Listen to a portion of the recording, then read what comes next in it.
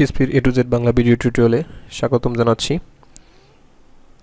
তো আপনারা জানেন আমাদের নতুন চ্যানেলের নামটি হয়েছে প্রোগ্রামিং মাইন্ডসেট। আশা করি এই চ্যানেল থেকে আপনারা পিএইচপি এবং অন্যান্য প্রোগ্রামিং ল্যাঙ্গুয়েজ সম্পর্কে কন্টিনিউয়াসলি ভিডিও পেতে থাকবেন।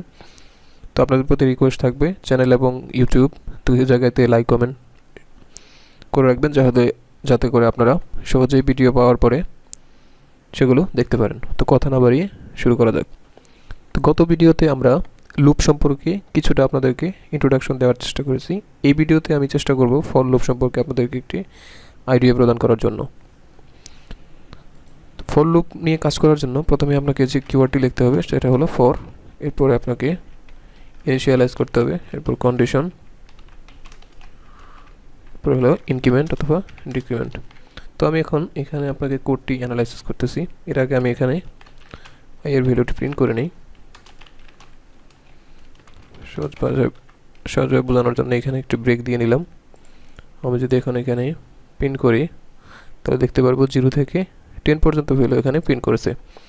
তো কোড যদি আমি এখানে আপনাদের জন্য ব্যাখ্যা করি তাহলে প্রথমেই আমাদের 0 প্রিন্ট করেছে। 0 প্রিন্ট করার পরে সেটা পরবর্তী স্টেপে গিয়ে 1 বৃদ্ধি পেয়েছে, অর্থাৎ ++1 হয়েছে, 1 প্রিন্ট করেছে। এর পরবর্তী স্টেপে গিয়ে 2 হয়েছে, সেটা প্রিন্ট করেছে, 3 হয়েছে, সেটা প্রিন্ট করেছে, এবং প্রত্যেকবারই প্রিন্ট করার আগে সেটা এখানে কন্ডিশনটা চেক করে নিয়েছে যে এটা 10 এর থেকে বেশি অথবা সমান কিনা। এভাবে প্রিন্ট করতে করতে আপনারা দেখতে পারবেন এখানে 10 পর্যন্ত ডাটা প্রিন্ট হয়েছে। যখনই ডাটা প্রিন্ট হওয়ার পরে 11 হয়ে গেছে, অর্থাৎ 11 হয়ে গেছে, সেটা এই কন্ডিশনটাকে ফিল আপ করতেছে না। এই কারণে 10-এর পরে আর কোনো ডাটা আমরা এখানে দেখতে পাচ্ছি না। তো আমি যদি এখানে 1 দিয়ে দিই তাহলে আমরা দেখতে পারবো 1 থেকে 10 পর্যন্ত ডাটা এখানে প্রিন্ট করছে। তো আমি যদি এখান থেকে 2 থেকে 5 পর্যন্ত দিই তাহলে দেখতে পারবো 2 থেকে শুরু হয়ে 5 পর্যন্ত এখানে ডাটা প্রিন্ট করছে। আমি যদি এখানে লেস দেন দিয়ে দিই শুধু, তাহলে 4 পর্যন্ত প্রিন্ট করবে। তো আশা করি আপনারা বিষয়টি বুঝতে পারছেন। তো আপনি চাচ্ছেন যে এই লুপ থেকে আপনি 1 থেকে 10-এর মধ্যে কতগুলো জোড় সংখ্যা রয়েছে সেগুলো শুধু প্রিন্ট করবেন।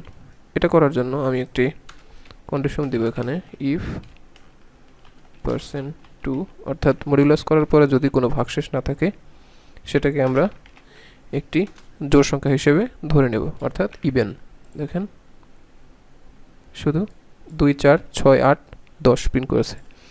এবং যদি সেখানে ভাগশেষ 1 থাকে তাহলে দেখি 1, 3, 5, 7, 9, অর্থাৎ এবার অড সংখ্যা প্রিন্ট করেছে। তো এরকমভাবে আপনারা লুপের ভিতরে কিছু কন্ডিশন এবং কিছু লজিক দিয়ে আপনারা লুপের ডাটাকে ফিল্টার অথবা যে কোনো কাজ করতে পারেন।